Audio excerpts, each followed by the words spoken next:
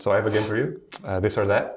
I'll be throwing you two options. You pick either one of those, and then I'll ask you, why you pick that. Kerja di korporat atau di startup? Start. That was a dumb question.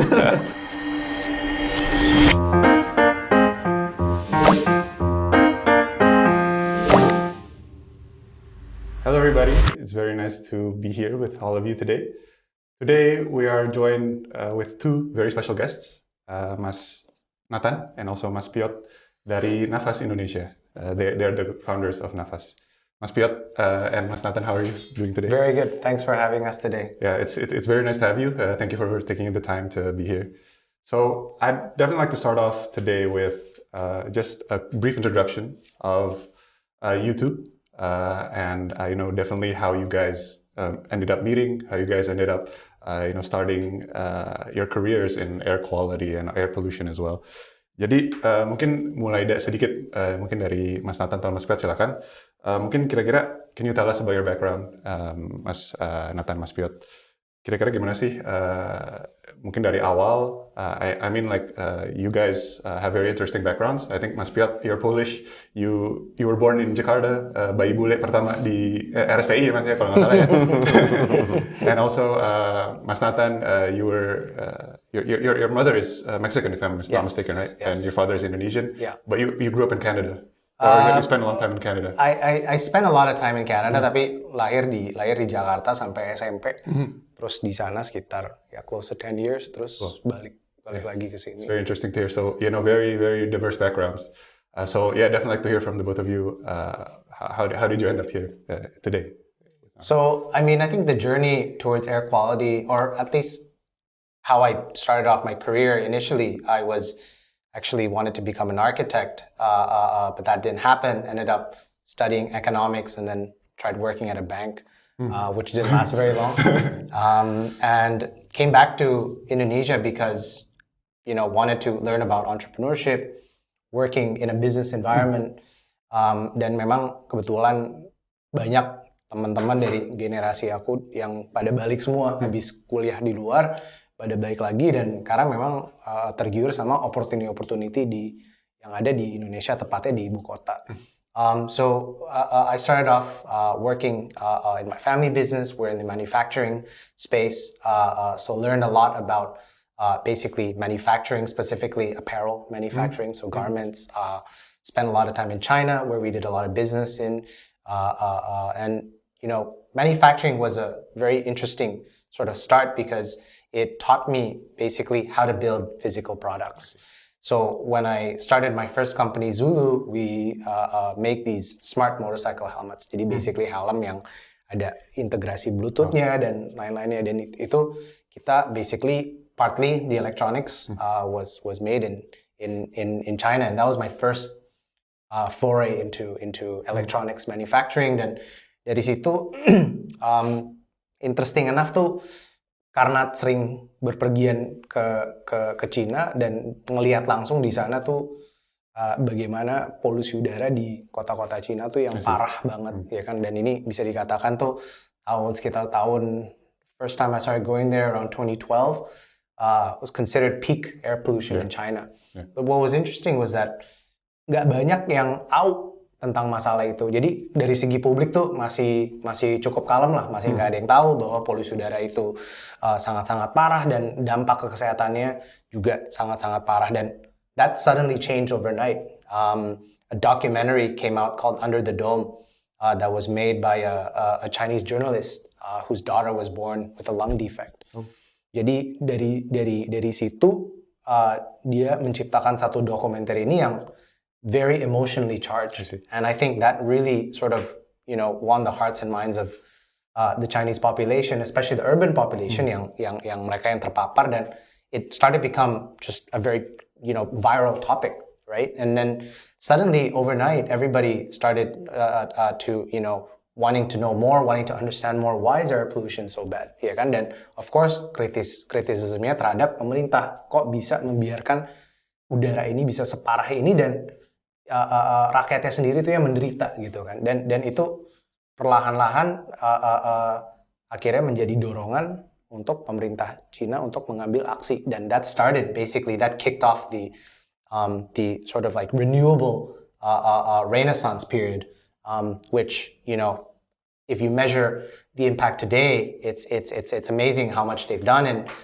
when you talk about air pollution specifically, di kota-kota kayak Beijing itu ada improvement hampir 40%, ya kan? Jadi itu sebuah feat that is, you know, very very impressive. And jadi aku mikirnya, wah ini penasaran juga nih di Jakarta tuh how bad is the air gitu kan? Karena kan kita juga negara berkembang, we're a city of, you know, Greater Jakarta is almost 30 million people, banyak motor dan ini dan itu, banyak industri, ya kan? Jadi penasaran, dan waktu itu tuh sekitar tahun 2015-2016 pas balik pengen ngukur, pengen tahu, tapi nggak ada data, ya kan? Jarang banget, susah banget nyari data tentang kualitas udara, dan aku mikir ini kan harusnya kan sesuatu yang gampang gitu loh, ya kan? If I wanna know you know, the contents of the air that I'm breathing, I should be able to access that. Yeah. So that, I guess, became the spark of what eventually came to be with Nafas. And of course, when me and Piat had went to school together, so we had known each other dari dulu, dan kebetulan pas dia hijrah dari Gojek, dia lagi nyari opportunity, dan yeah, one thing led to another, and here we are. Yeah, it's very great to hear. You know, I think this is a very interesting field, you know, air pollution, air quality. But I definitely like to know from Mas Piot as well. What was your journey like? So, jadi ya benar gue lahir di Rumah Sakit Pondok Indah. Dan ya besar di Jakarta, lulus SMA dari sini, kuliah di US dan kerja di sana beberapa tahun. Sebenarnya aku mau masuknya kepada advertising. Jadi aku kerja di beberapa agency, termasuk Leo Burnett di US, dan ada kesempatan untuk balik ke Indonesia tahun 2011. Dan aku lihat waktu itu, ini sebelum ada mobile revolution gitu kan, semuanya masih pakai BBM, tapi udah kelihatan ini ya there's going to be something big happening here with the digital world. Jadi aku memutuskan untuk transfer ke sini, dan akhirnya ada kesempatan untuk masuk Gojek juga sebagai Chief Marketing Officer. Dan itu adalah pertama kali aku ada, sebelumnya aku nggak begitu tahu startup itu apa. Right, so this was my first experience at a startup, right? And yeah, we all know what Gojek is like today. So it was a crazy ride selama beberapa tahun, tapi waktu ada kesempatan untuk membangun sesuatu yang baru, aku ada pemikiran tentang iklim kita, tentang bumi kita. Waktu itu, that was around end of 2018, belum begitu banyak startup, dan climate urgency-nya meningkat lebih cepat. Jadi aku sendiri mulai riset kepada beberapa hal. Aku ngelihat EVs, plastic waste energy conversion, water desalination, solar microgrids, air pollution. Mau nggak mau semuanya masalah eksistensial kan. Dan ya pas sudah mulai riset ke dalam air pollution, that was actually like right at the time when we started talking, dan ternyata ya visi misinya sama. Jadi ya kita berdua tahu this is going to be a monumental task to try to do this. And you know, usually when you go on a journey, you want to have the right partner to be able to do it, right? Karena ini susah banget. Ini kan orang naik Everest sendirian ya nggak bisa kan? Benar. Atau susah ya. Maybe somebody wants to go do it. I would do it. Jadi ya begitu kita sampai ke sini, dan ya yang hal yang agak menarik itu, Nathan background-nya economics, background gue marketing, tapi kita di dalam ilmu yang science, right? Jadi one of the things that is really amazing about the world we live in today, semua pengetahuan yang kita mencari ada akses lewat internet, ada akses lewat beberapa tempat yang kita bisa mendapatkan informasi itu. So that's how we started building everything from the beginning. Yeah, that's very great to hear. And I think Nafas is one of the first startups in Indonesia that focuses on doing or furthering the mitigating the effects of air pollution, right? Yes. So I think maybe just one last question for me, for the segment. What made you guys, the two of you, you told us about how you met, how your careers went. What made you guys? What was the spark that made you guys go? Oh, I want to make a career out of this, or I want to make a startup out of this, or I need to make this, a business that could really, help, like I said earlier, mitigate, the worst effects of, whatever air pollution would bring, right? Well, I think kalau dari aku pribadi sih kaget aja kok bisa ada masalah, bisa dikatakan tuh krisis dari segi krisis kesehatan, krisis lingkungan yang sebesar ini, tapi nggak ada yang mengetahui gitu. And I thought, that this has to be, we should shine a bright light on this and get everybody to understand, and hopefully that sort of critical mass of awareness can push the government, who is the only actor that can really solve this problem in a big way, to move faster. Okay, now we're starting off with a bit of an introduction into air pollution. We had a good conversation with Mas Piot and Mas Nathan about how they started their careers and how they developed it into Nafas Indonesia today. But we definitely like to get to the roots of the problems, right?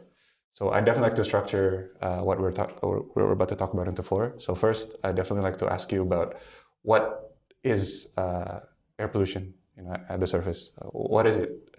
Why do we need to know about it? Second, what causes it? Third, what are the impacts of air pollution? And lastly, finally, why should we care about air pollution? So first, definitely, Mas Piot atau Mas Nathan, silakan. What is air pollution? I mean, when you talk about air pollution itself, one of the things that is really, really important for us to understand is that it's split into two. Okay. There's two types of pollution. There's gas pollution, and there's particle pollution. Dan itu penting banget karena intervensi dan mitigasi untuk dua-duanya bisa beda sekali. Ya.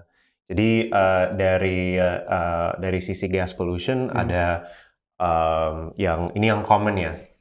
Nanti di belakang ini ada long tail yang lumayan panjang ya. Tapi ada karbon monoksida, sulfur dioksida, ozon, nitrogen dioxide, dan beberapa yang lain juga CO2, right? Yang kedua itu adalah particulate matter, yang bisa dibilangkan ini adalah debu-debu yang kecil sekali. Ada PM1, ada PM2.5, ada PM10. PM2.5 it's a measure of size. Partikel ini 2,5 mikron, kecil sekali, nggak bisa kelihatan sama mata kita sendiri, right? It's around 30-40 times smaller than a human hair. Dan ini berbahaya karena ya masuk ke dalam paru-paru kita. Nanti mungkin dari si Nathan bisa jelasin health impacts-nya dan lain-lain. Nah, kenapa ini penting banget untuk bisa di separate dua-duanya? Karena gas has a half-life. A physical particle, that half-life would be much longer, right? Jadi mungkin sumbernya bisa yang sama. Misalnya knalpot mobil, sumbernya jadi sumber ya.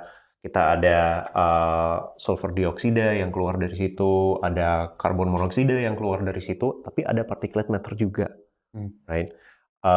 Dan PM2.5 ini di dalam konsentrasi yang tinggi sekali bisa pengaruh kepada kesehatan kita secara short term sama long term juga. Jadi ya, I think it's important to start with that, karena kalau kita lihat di media-media seringkali dibilang wah polusinya tinggi, and we all get a little bit freaked out about it, tanpa kita ngelihat okay, what type of pollution are we talking about, right? Itu yang pertama. Yang kedua, sebelum kita masuk kepada sumber itu, semua daerah di Indonesia mempunyai profil geografi meteorologi yang bisa bilang agak beda sedikit. Dan itu pengaruh juga kepada tingkat polusinya yang ada di masing-masing daerah. Jadi ada banyak faktor yang bisa kita di dalam bilang bermanipulasi polusi ini. Misalnya adanya atau tidak angin, arah anginnya, geografinya, atmosfernya di dalam atmosfer kita ada sesuatu yang namanya planetary boundary layer yang naik turun dengan suhu udara bumi. Dan tergantung dari planetary boundary layer ini, konsentrasi polusi bisa tinggi atau tidak. Jadi banyak faktor yang masuk kepada itu. Tapi yang penting kita fokuskan kepada cuman beberapa hal. Nah, dari nafas kita fokus ke PM 2.5 itu. Iya. Karena intervensinya jauh lebih ketat yang harus dijalankan. Sudah dari World Health Organization, aku kasih contoh. World Health Organization di tahun 2005 rekomendasi paparan tahunan PM 2.5 itu 10 microgram per cubic meter. Di tahun 2021 setelah 16 tahun penelitian, mereka ngerevisikan dari 10 ke 5. Jadi paparan tahunan adalah 5. Rata-rata DKI Jakarta tahun lalu 40. Dan kalau kita pecahkan DKI Jakarta Jabodetabek, range-nya dari 32 sampai 70. Ada daerah di Jabodetabek yang paparan tahunan orang di sana itu 70 micrograms per cubic meter. Itu sudah lebih dari 14 kali di atas World Health Organization guideline ini ya. Jadi dari PM 2.5 kita fokuskan di sana, and I'll just wrap up with the sumbernya, and then that'll take care of actually 2 segments, right? Because all of it is quite connected. Sumbernya balik lagi tergantung dari daerah. One of the things that we discovered is polusi udara adalah sesuatu yang hyperlokal banget. Jadi kita sekarang di daerah Kemang Timur ya. Aku dulu tinggalnya di sini. Dan mungkin di sekitar rumah saya tidak ada banyak mobil, tidak ada jalan tol, tidak ada ini, tidak ada itu. Ada kebun. Ada kebun ya. Jadi aku rasanya nyaman. Tapi polusi udara di kebun saya tinggi banget. Kenapa? Karena tetangga bakar sampah setiap hari. Right? Jadi sumbernya I'll make a list, right? Ada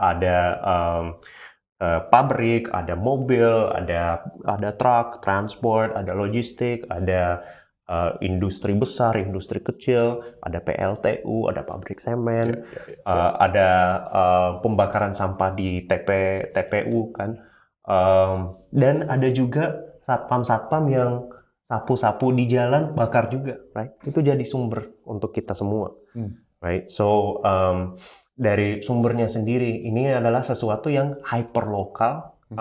Dan kalau dengan mata kita nggak kelihatan, ini bukan artinya di daerah kita tidak berpolusi. Karena balik lagi ke yang sebelumnya, mungkin setengah kilo dari kita ada pembakaran sampah yang lumayan gede. Kalau anginnya bertiup dari sana ke rumah, itu artinya kita kena. Dan aku selalu kasih analogi seperti kita ke restoran yang ada smoking section sama non-smoking section. Kita di non-smoking section ya selalu kena sama asap rokok kan. It's exactly the same thing. So itu adalah kayak latar belakangnya what is air pollution, sumbernya dari mana, and then I think Nathan, you could talk about the health issues and why should we care so much about it.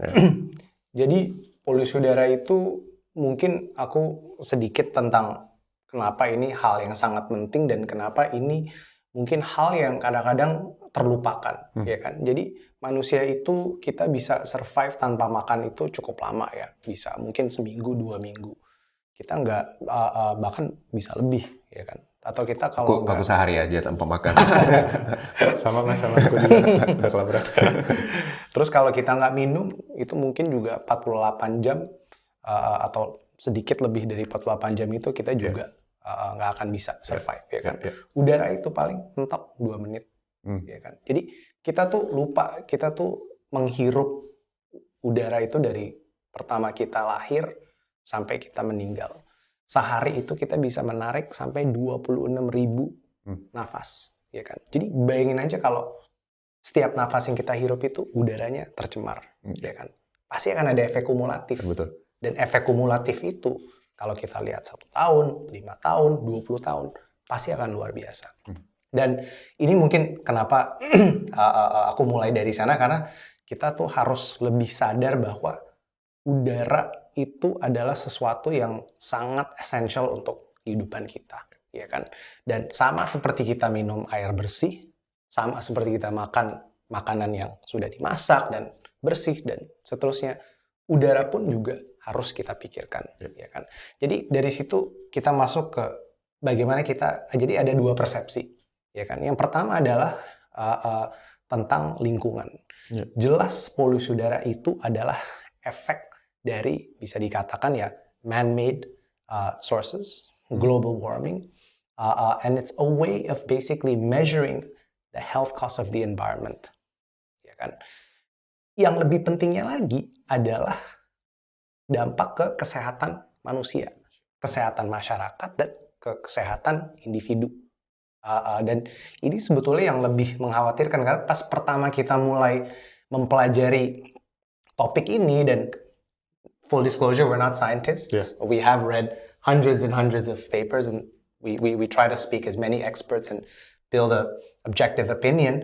Tapi basically yang cukup awalnya tuh kita mikir, oke, kita ngeliatnya tuh dari lensa environment, ya kan? Dan ini penting kita mengetahui dari lensa ini. Tapi pas mulai ngeliat dan ngebaca studi-studi dan efek polusi udara yang sangat-sangat luas, ya kan, dari jangka pendek, jangka menengah, jangka panjang, bayi, ibu hamil, orang tua, itu tuh kita kaget gitu loh. Jadi yang paling urgent adalah memang ini dari segi kesehatan. Dan secara simpelnya ini, ya kan, yang tadi Piot bilang, PM 2.5 itu kan partikel. Partikel itu dihasilkan yang kayak tadi lah, dari asap rokok, dari kendaraan, dari pabrik, dan lain-lainnya. Dan kita hirup itu masuk ke paru-paru kita. Dan karena sangat kecil, itu masuk ke pembuluh darah kita. So it's in our bloodstream, right? And it's traveling all over our body. So you can imagine when you have enough of that, what that does to your body. So I think without going into too much detail about the health effects, mungkin I'll just leave it at one, I think, important statistic that was quite shocking to us, yaitu ujung-ujungnya adalah efek kepada lifespan kita, life expectancy, ya kan, harapan hidup. Dan di kota-kota kayak Bandung dan Jabodetabek itu bisa sampai 5,5-6,5 tahun. Berkurang, ya kan. Di kota-kota di India yang polusi udara lebih parah lagi itu bisa 8-9 tahun, ya kan. Jadi itu basically ya bisa dikatakan metrik kesehatan yang paling tinggi adalah harapan hidup, ya kan. Dan of course di luar harapan hidup ada juga kualitas hidup, ya kan. Ini menyebabkan kita lebih sering sakit, bisa menyebabkan asma kambuh, bisa menyebabkan ISPA, bisa menyebabkan banyak sekali, ya kan. Jadi ya penting kita mengetahui dari 2 sudut pandang itu. Dan kalau bisa ditambahkan satu hal sih, paru-paru kita itu bukan filter. Filter harus diganti kalau kotor kan. Jadi pas debu-debu ini, PM 2.5 ini masuk ke paru-paru, it stays there forever. And kumulatif efeknya itu datang dari situ. Yeah, I think it's very interesting juga. Definitely sumber-sumbernya banyak ya, Mas ya. Dan sumber-sumbernya juga kadang ya bahkan kita nggak tahu ya tadi, maksudnya Mas Piot, rumah ada kebun, rumah ada pohon segala macam, tapi ternyata air quality-nya sangat buruk di situ. Dan yang menurut saya menarik juga ini, air quality atau air pollution nggak mengenal siapapun itu, maksudnya mau itu orang yang berkemampuan sekalipun ataupun orang-orang yang mungkin masih ya ada beberapa kesulitan-kesulitan dalam hidupnya. Maksudnya everybody is affected by this, and I think that's definitely the underlying issue of why it's very important. Dan tapi saya mau masuk ke situ untuk lebih tanya juga sebenarnya dari penjelasan Mas Piot sama Mas Nathan tadi, how do we know it's real?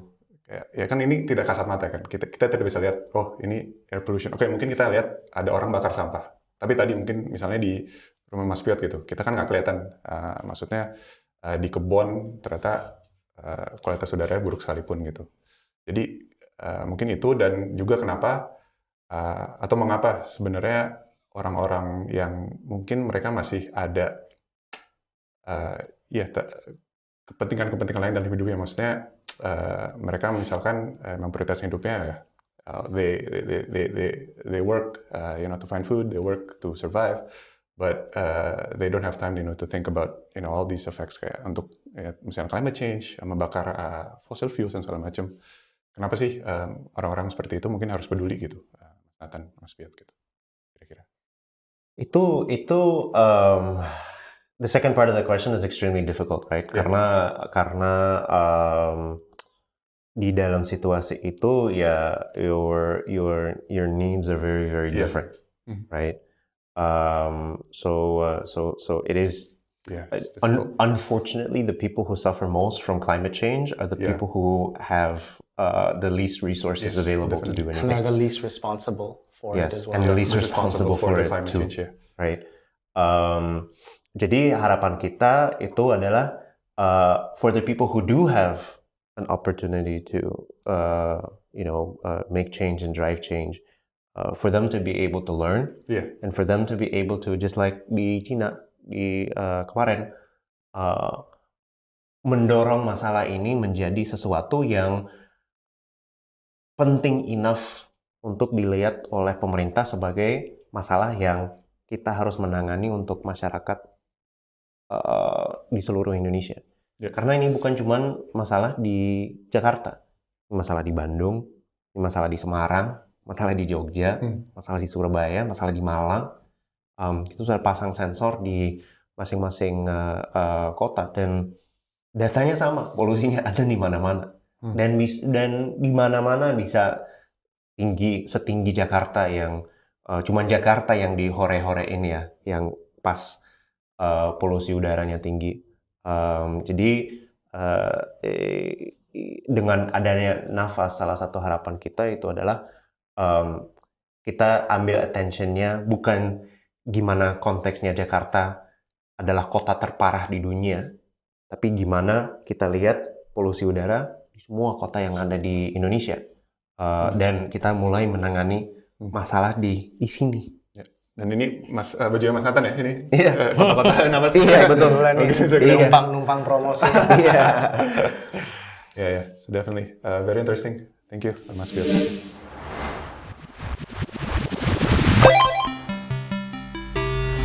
Kembali lagi di sekitar kita. So Mas Piot, Mas Nathan, we had a long conversation. We had a lot of fun, right? Talking about air pollution. But now I think we'll just try to lighten up the mood a bit. So I have a game for you. This or that. Ini terserah mau cepet-cepetan, mau satu-satu, terserah. Tapi I'll be throwing you two options, and you pick either one of those, and then I'll ask you, why you pick those. Okay. Jadi, we'll start off. We have a few questions actually. We'll start off with the first one. Ayam penyet atau ayam geprek? Ayam penyet. Kenapa? Lebih enak aja. Lebih enak. Oke. Sate Padang atau sate Madura? Sate Padang tapi harus lidah. I like Madura. Oh, like Madura. Iya. Saus kacang. Saus kacangnya, iya. Mantap. Bubur diaduk atau tidak diaduk? Itu tim ini ya debat. Tergantung nih. Kalau bubur kampung, which is my favorite tuh, kadang-kadang tuh enak tuh nggak terlalu dicampur, jadi you just do it layer by layer. But sometimes it's good to just mix it all with the chili, with the ketchup, ya kan? Yeah. That's a difficult one. Sesuai dengan situasinya. Oke, mantap. Next question. Bangun pagi-pagi atau siang-siang? Pagi-pagi. Walaupun susah, tapi I think it's just generally you get more out of the day, you can be more productive. Gue punya anak kecil jadi nggak ada pilihan. Berapa jam masih rata-rata tidur biasanya? Wah, pengennya sih 8 jam ya. Ya, tapi kadang-kadang ya 6-7 jam. 6-7 jam ya kan, on average. Oke. Kerja di kantor atau kerja di rumah? Hybrid. Hybrid. Oh, oke. Kerja di korporat atau di startup? Startup. That's a dumb question. Film atau buku? Buku itu selalu lebih memorable dan buku itu selalu lebih imajinat. Maksudnya dari segi imajinasi kita tuh lebih ini. But of course, you know, we live in a Netflix culture, Netflix, right? yeah. So Ya It's difficult. aku juga sih, it depends because if you're Game of Thrones ya buku belum selesai kan. Jadi harus filmnya. Oke, mantap. And I think we discussed this about a bit earlier. Olahraga di luar atau dalam ruangan? aku suka sebetulnya di luar ruangan. Kadang-kadang tuh when I check the air quality up and the air quality is good, I'm just gonna go for a run and inhale deeply and know that it's, you know, there's a satisfaction in that. But I also like doing indoor stuff as well. Sesuai dengan tingkat kualitas udara. Wih, mantap. Dan apa tadi Mas bilang emang ada masker khusus ya untuk sports mask juga ya. And I think that's also. Terus mungkin lanjut, olahraga di pagi atau di malam hari? Pagi. Pagi. Ya lebih baik di pagi. I think scientifically it's proven karena kalau malam-malam tuh you basically efeknya tuh jadi our heart rate goes up dan nanti tidurnya tuh jadi lebih susah. Ya. Because you're more awake ya kan habis olahraga. Jadi Kan pagi tuh kalau futsal malam-malaman itu nggak bisa tidur sampai jam 2 pagi kan. Mending capek di pagi-pagi ya Mas. Iya. Mantap. Oke. Pakai masker atau enggak? tergantung nih ya kan COVID or non COVID ya kan. Kalau di luar ya pakai masker lah ya. Masker. Okay, and this is the last question, and I think this is going to be a very obvious one. Udara kotor atau udara bersih? Udara bersih. Udara bersih. Mantap. Thank you everybody for watching. Thank you. Thank you. Oh, Mas Piotr, Mas Nathan, we've heard from you, you know, what is air pollution, why we need to care about air pollution. But now, you know, I definitely like to know, you know, from you guys, what are the solutions to, you know, how can we mitigate air pollution? How can we mitigate the worst effects of air pollution, right? And I think I'd like to start off with first, before we go into the more like grander scale of, you know, solutions that are out there, you know, things like Nafas. What can we do in our daily lives to really help, you know, mitigate this issue? What do you think?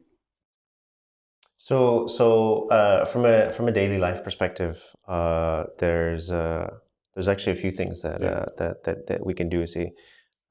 Dari yang pertama itu mungkin kita nggak bisa ganti tingkat polusinya yang ada di luar, and we'll talk about that in a little bit.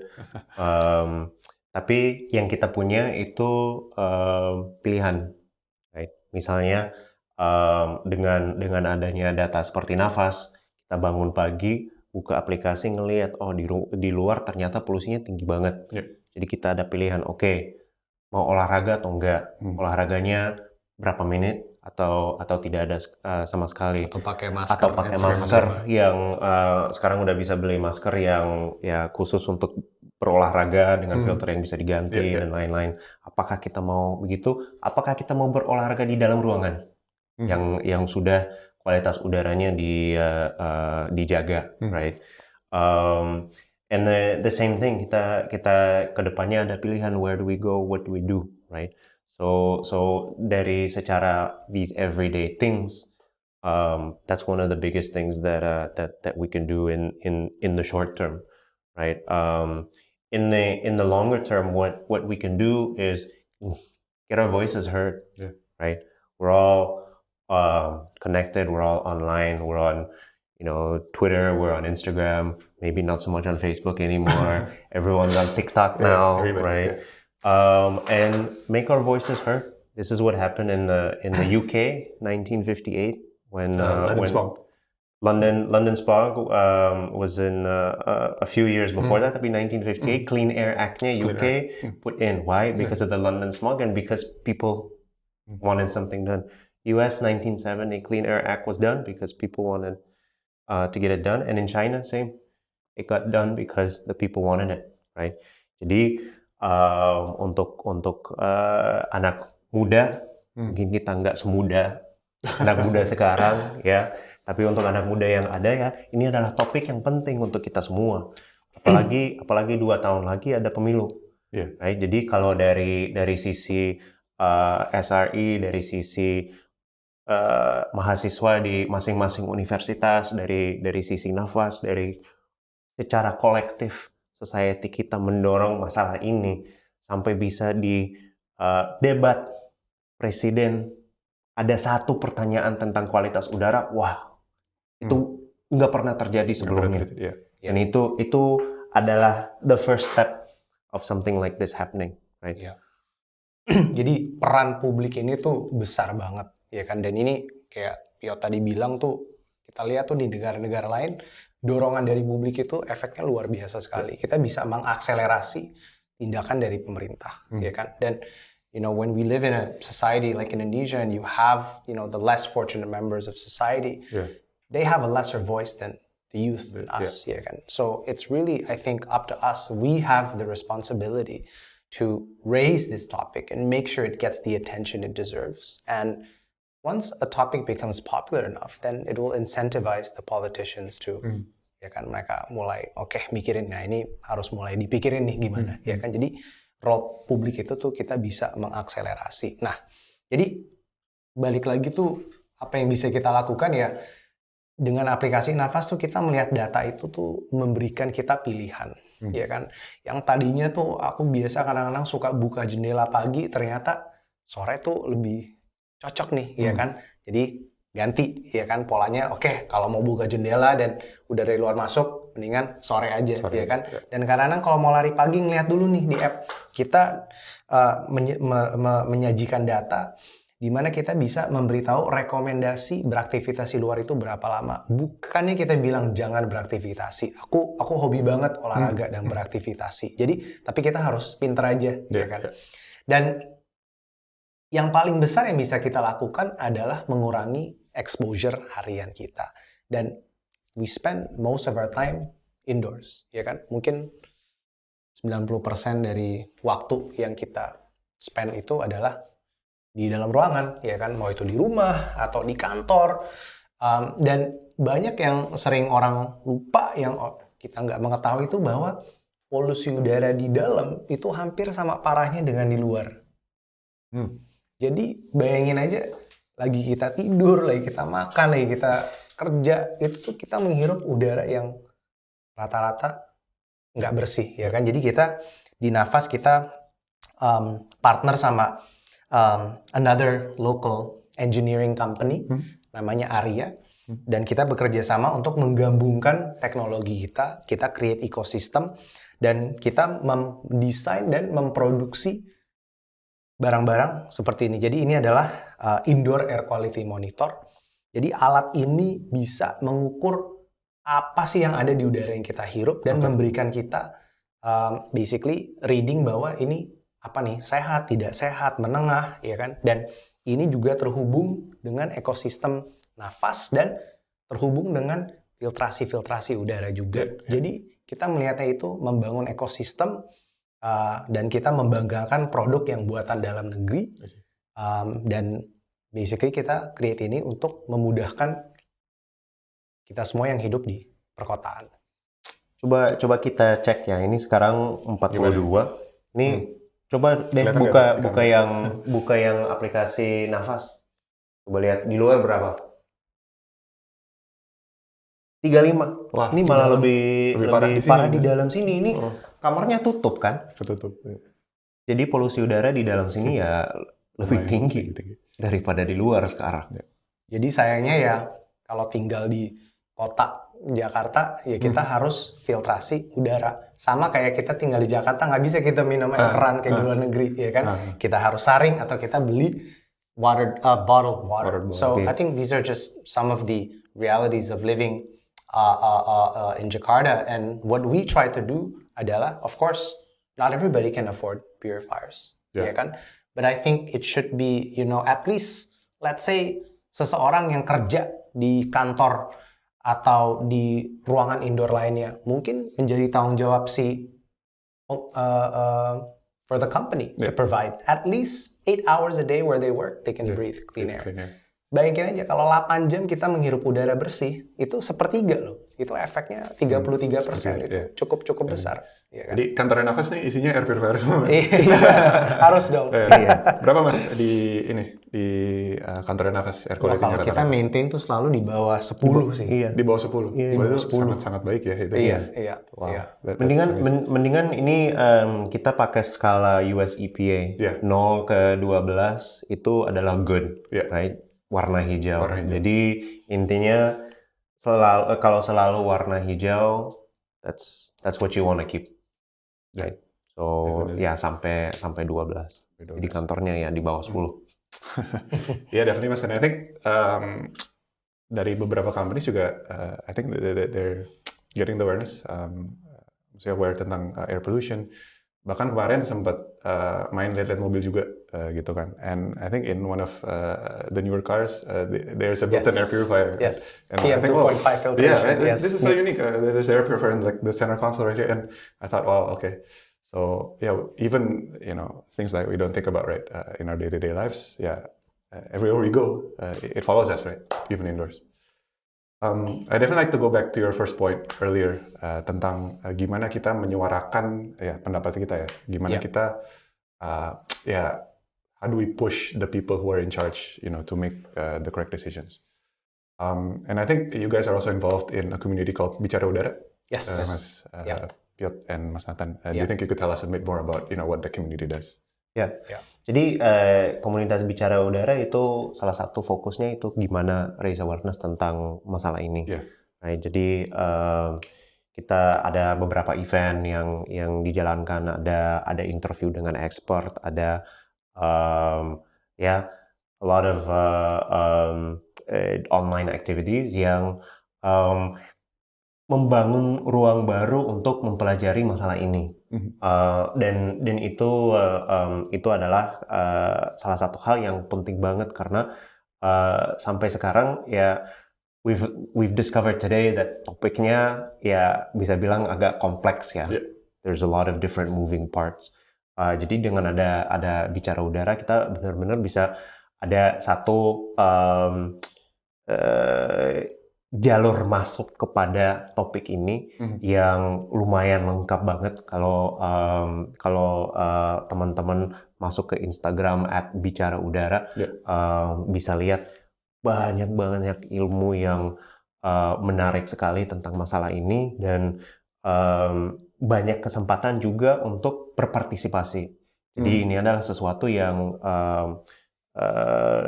dari Bicara Udaranya dibangunkan itu adalah forum juga untuk an open discussion and open conversation karena it is a relatively new topic for a lot of people and now hopefully together ada Bicara Udara, ada Nafas, ada beberapa organisasi lain-lain, we can build the momentum around it, right? Momentumnya one of the big things that happened last year itu adalah the court case, the citizen lawsuit against the government, against the president, against a lot of ministers about air pollution and air quality as a right, di mana the citizens won the lawsuit, right? So it was a nice big momentum. Tapi we need more and more of this, right? So balik lagi. Most recently we're shooting this on August 31st, right? Yeah. Most recently ada kasus di Bali ada pemenang maraton kan yang tidak dibayarkan selama 2 bulan jadi viral turun tangan dibayar, right? So this is something that we have to continue to bring attention to karena kalau diviralkan terus ini jadi sesuatu yang nanti benar-benar harus turun tangan untuk menselesaikan masalahnya. Yeah, that's definitely interesting, and I think that really highlights ya gimana sih peran yang menyuarakan pendapat ya, Iya. apalagi dari anak-anak muda, dari Betul. ya semua lah, everybody that's involved. Yeah. Dan I think it's very closely related juga bicara udara dengan SRA. What we're trying to do is ya kita ya mengarah ke suatu tujuan yang sama ya Mas ya, Iya. untuk ya melimit global warming Yeah. to 1.5 degrees before 2100. And I think we really need to step up. Gimana sih ya kita mempush ya para pembuat kebijakan, para korporasi, gimana sih ya Yeah. kita ya how can we help them to solve this issue. Dan saya rasa juga mungkin langsung masuk ke ya segmen berikutnya. I think this is very interesting juga. I definitely like to ask you, how ready are we, especially kayak dalam konteks Indonesia ya, mungkin tadi di beberapa negara lain udah ada beberapa kebijakan mengenai kebersihan udara, Clean Air Act dan segala macam. Tapi gimana sih kesiapan Indonesia dalam how will we really mitigate the worst effects dari polusi udara gitu? Mungkin kalau dari segi persiapan itu ya mungkin kita harus juga kita harus ada konteks juga ya. Jadi isu ini tuh nggak hanya di Indonesia, tapi isu ini tuh merak di negara berkembang lainnya, ya kan? Dan pemerintah itu juga mereka tuh harus memikirkan trade off, ya kan? Keputusan yang mereka ambil tuh tidak bisa mereka ambil secara mutlak karena memang ada trade off yang harus di-consider, ya kan? For a country like Indonesia, we need cheap energy to sustain our growth, to fuel our growth, right? So it's about, I think, finding the right balance, but I think it's about having a plan. Ya kan, dan itu yang paling penting, bahwa kita tuh ada goal, ya kan, dan we work backwards to see, okay, if we want to achieve that goal, what are the different steps that we need to take, ya kan. Dan kalau kita lihat dari aksi-aksi, mungkin kita mulai di Jakarta dulu, ya kan. Transjakarta udah mulai they're trying to electrify their fleet, although it's still a very small step, but at least it is one step, ya kan? But there needs to be, I think, there needs to be a bigger effort to show that they're really serious about doing it, right? I don't think it's a question of readiness. Okay. I think it's a question of will. It's like going to the gym, right? Lo tahu lo harus ngapain untuk menurun berat badan, untuk jadi fit kan. Lo harus makan lebih bagus, lo harus bangun pagi, lo harus lari, lo harus ini, lo harus itu. Tapi pertanyaannya apakah lo mau atau enggak? Itu menurut saya penting banget. Because it is doable, right? Tapi harus ada will-nya, harus ada kemauan dari situ. And the solutions they're not really that crazy, right? Tapi seperti si Nathan bilang, you have to have a plan and you have to stick to it. Aku kasih satu contoh dari UK. Kita sering pas ada pengobrolan apapun, kita sering kasih UK sebagai contoh. Di UK tidak ada orang yang bisa running for office di mana-mana, whether it's a prime minister or a mayor or city council, di mana-mana tidak bisa jadi pejabat tanpa ada posisi tentang kualitas udara. Kenapa? Karena masyarakatnya mau tahu. You wanna be mayor? Cool. What's your policy for air quality? You wanna be city council? What are you gonna do about air quality, right? So in the London election ada 3 hal yang paling penting. One is safety, 2 is crime, right? Because there's a knife crime is a thing, and the third one is air quality, right? Sampai sekarang di kota London udah 200 sensor kualitas udara dipasang oleh pemerintah di sana untuk karena ada kemauan dari masyarakatnya untuk ada sesuatu seperti itu, right? So it doesn't come down to readiness. Right? Just like going to the gym. You are ready when you want to be. You're ready when you want to be. Yeah. I think that's definitely a thing that maybe a lot of us struggle with as well. Day-to-day lives, it's all about decisions, right? Yeah.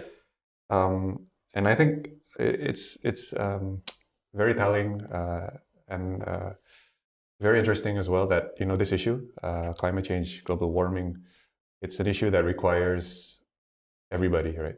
Yes. You know, nobody's excluded from it. Everybody will. Well, you or your children, your grandchildren, they'll end up facing the worst effects of it if we do not do anything about it, right? And that's bringing me to my next question. How optimistic are you, for anak-anak muda? Untuk anak-anak muda nih, what do you see, especially in terms of, mungkin dari segi air pollution, but also on the grander scale of, sustainability and climate change as a whole.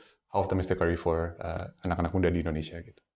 Kalau aku pribadi sih cukup optimis ya, dan mungkin ini juga spirit sebagai entrepreneur tuh salah satu aset yang terbesar kita adalah kita harus bisa optimis, ya kan? Dan sebetulnya tuh anak muda ini aku rasa dengan adanya kita tinggal di masa internet di mana pengetahuan itu tuh semua bisa kita akses, ya kan? So we have the right tools, and I think with the right mindset and the willingness to do something, I think quite optimistic that we can do a lot. Yeah, definitely. Aku juga sih. And I want to highlight one statistic that I read about today. Tahun ini kontribusi EV di penjualan mobil di China akan mencapai 26%. Itu dari all new car sales. Itu 3 kali lipat dari Eropa dan 5 kali lipat dari US. Right? If China can do it, any country can do it. Yeah. Right? Tapi yes, there's a lot of. It's obviously more complicated than that, right? Tapi pertanyaan gue di hal-hal semua ini, misalnya from a EV perspective, sampai kita ada Avanza yang EV seharga Avanza, gak mungkin ada systemic change. So whether it's the new EV companies coming or whether it's government subsidies or whether it's a combination of both that can make that happen, until that happens, it's going to be extremely difficult, right? But there's signals all around the world that it's happening. And why am I optimistic? Because sometimes if you demand things enough, you get them, right?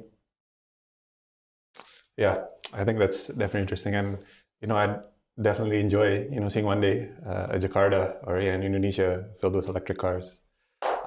Even a lot of electric motorcycles. Right now, there's a lot of new upcoming brands as well, right?